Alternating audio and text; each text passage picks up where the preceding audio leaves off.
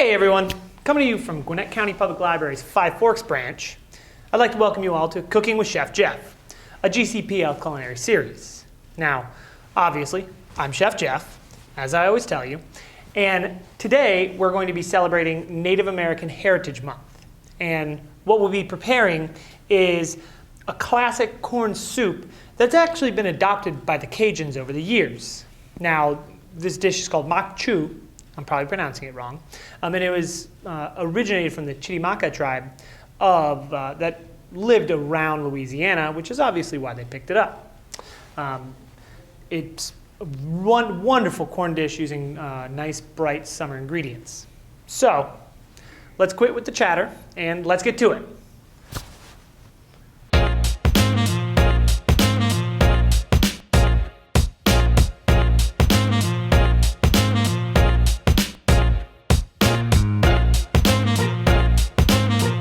Now, this soup is very, very basic. Well, I shouldn't say basic, it's very simple.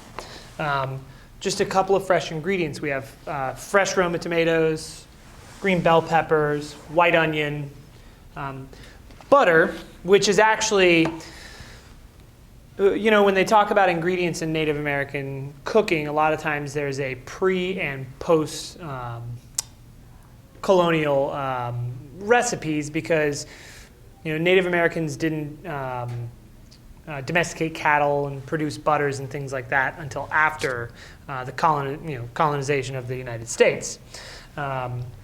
So the first thing I would like to demonstrate for you, it's a lovely little technique when it comes to cutting corn off the cob, because I'm sure you probably all have done it before, and you've probably made a mess all over your kitchen, and you might not have gotten the best use out of your corn. We're lucky to have such lovely yellow corn. So what I'm going to do when I'm cleaning corn off the cob is obviously I shuck it first. Then I'm going to get a nice wide either platter or in this case a pan. And I'm going to, when I start, I'll put like a small cup in there in the pan so that I can balance it on top. But now that I've got all the rest of my corn cut off, I'm just going to set it on top of the corn. And I'm going to cut down the cob from the fat end to the tip of the corn. And I don't want to cut all the way down to the cob, and I'll explain why in a few seconds. But I'm just going to cut about halfway down the cob, maybe closer to 3/4, or 3/4 of the way down the kernel. As you can see, the nice broad bowl is catching all my kernels so they don't end up all over the floor, and I don't have some angry librarians tomorrow morning. Once I cut all the tops of the kernels off, now I'm going to come back and I'm actually going to scrape the cob with the sharp end of my knife. And the reason is there's a lot of great corn juice and there's a lot of pulp in that part. And they actually call it the milk of the corn. And it's one of the sweetest and most flavorful parts of the corn cob. So I just scrape all the way down to the base. And you can see I'm getting all the leftover, the remnants, outside of the, or inside of each little kernel's base. And if you, when I dump this into the pan, you'll be able to see there's just a whole lot of juice in the bottom of this pan here. Go ahead and start getting my pot hot. Move this out of the way. I'd also like to give you a quick demonstration on how a chef cuts an onion so well. I've cut most of my onions for this, but I figured I'd give you a quick demo. When a chef's cutting an onion, obviously we start with whole onions with the skin on too.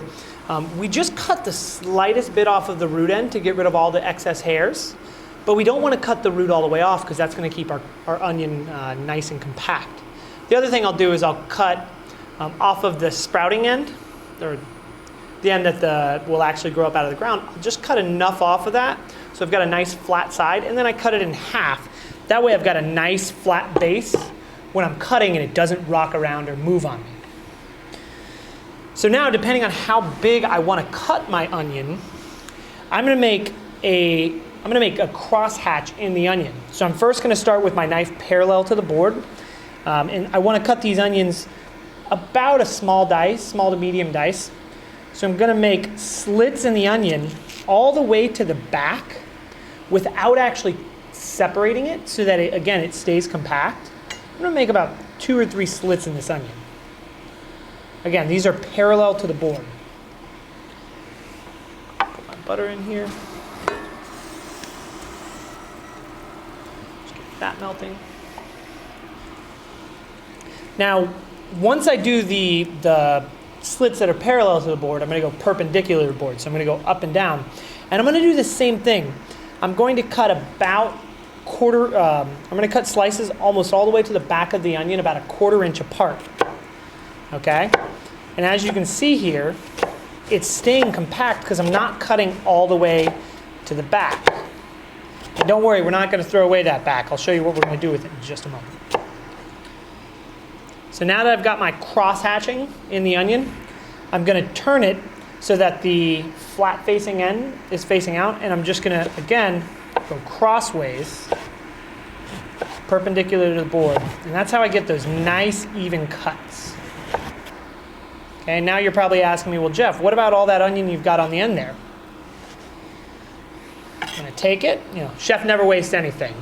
Even if I've got a little scrap left over, I save that and use it in the stock pot because there's always flavor there. Now what I'm going to do is I'm going to place the cut side down on the board, and I'm just going to julienne it. So I've got little slices there, and then I'm going to go down the onion again until I get all the way to the base, so there's just a tiny little root end left.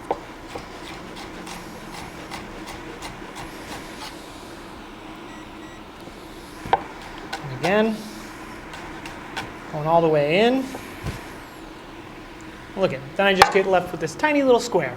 Almost nothing left.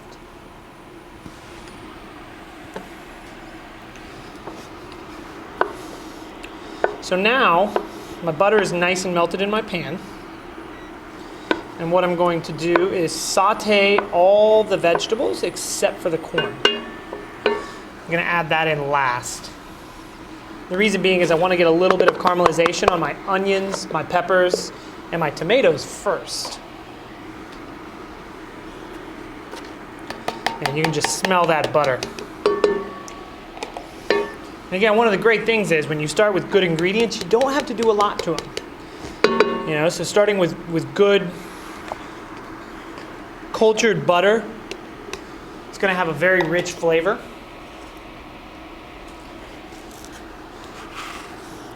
And as always, don't forget to season. If you do, I'm coming to your house. I'm going to teach you again.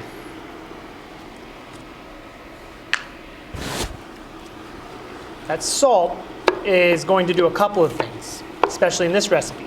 It's going to help to release some of the liquid out of the vegetables so that this becomes more of a stew. It's going to make sure that all my flavors are very well enhanced. And it's just going to make everything taste a little salty, which is good. Not too salty, but just enough to really boost those flavors. I melted my butter over lower heat because I didn't want to burn it. But now that I've added my vegetables, I'm going to turn it up because now that the vegetables are in here, the butter won't burn.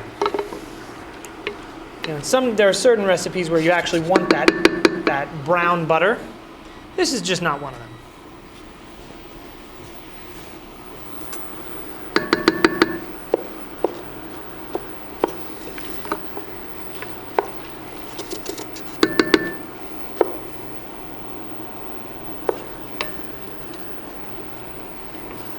See the colors in there, just beautiful with the green bell peppers, the red tomatoes, and the lovely white onions. And as you can see, it's starting to boil just a bit, and that's exactly what I want.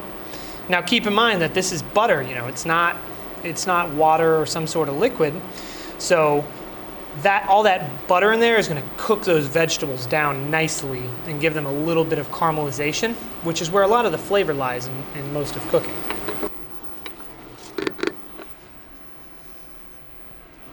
And even when you look at this dish, it's very reminiscent of Cajun cooking. In Cajun cooking, you obviously have the Holy Trinity, which is green bell peppers, celery, onions. In this, more traditional version, you don't have the celery. There's probably a lot less spice to it, but you can really see how Native American cooking helped influence the flavor profiles of Cajun cooking. Oh, the smells are just coming through nicely. Now, one of the lovely things is once we add this corn, the corn, the butter, the onions, those flavors all melded together are just beautiful together.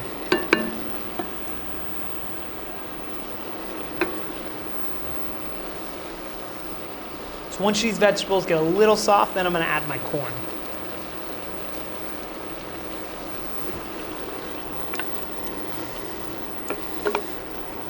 And if you're thinking, hey, I want to make this at home, but you're not really wanting to use fresh corn, think again. You get corn out of a bag from the grocery store, from the freezer aisle, and it's just not the same. You're not going to get the milk out of it. You're not going to get this beautiful yellow sweet corn that you get buying a fresh product. It's just a whole entirely different experience.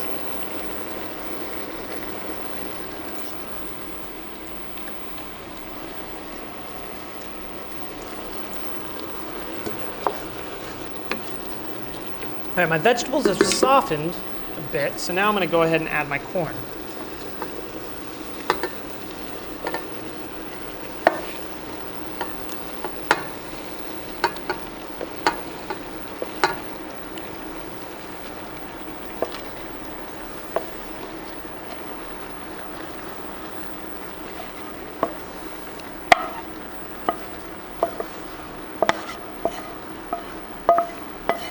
I was a little worried when I was looking at the corn in this pan compared to the pot I have, because I was almost convinced it was not going to fit, and I was going to look like a goober, but that did not happen. So good times. Again, remember, keep in mind this salt is going to help the corn also release a lot of liquid, so we want to add it and make sure to mix it in.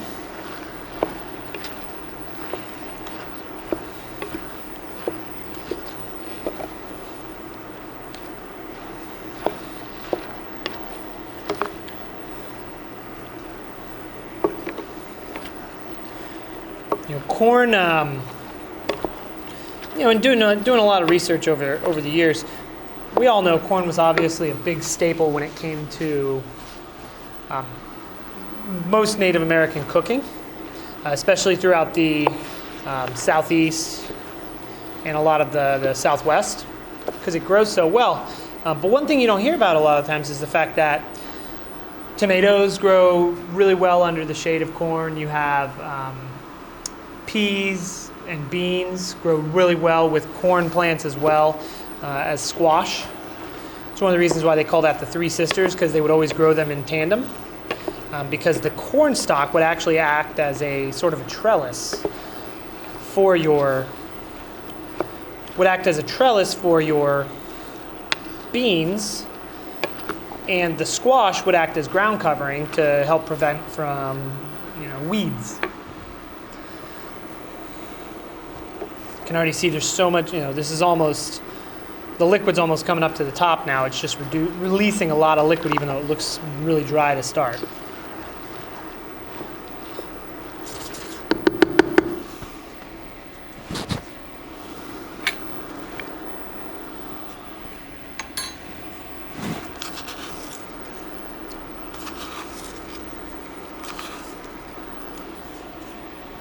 Oh man, that corn is just intense, has an intense flavor to it.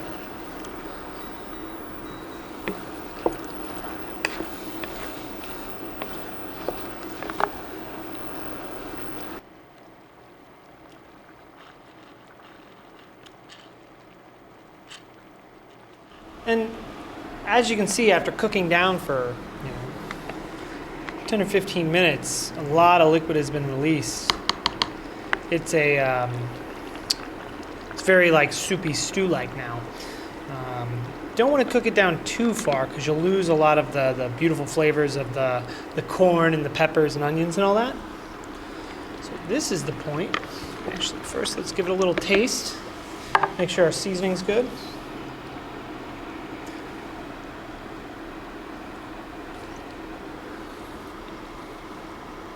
No, it's good. Now, a lot of people will season this with cayenne pepper or any number of spicy things like paprika, cayenne pepper, maybe even some chilies, which would be great as well. I like just the flavor of corn, but the other things would add a nice smokiness. But there you have it. Super easy, super fresh corn soup. Didn't take much, but a couple of ingredients. Fresh, wonderful, ingredients. But you get left with this wonderful product. So, once again, coming to you today from Gwinnett County Public Library, the Five Forks branch. You're here with me, Chef Jeff, for Cooking with Chef Jeff, a GCPL culinary series. And we're here today to help celebrate Native American Heritage Month. So, until next time, folks, thank you very much for tuning in, and I can't wait to see you again.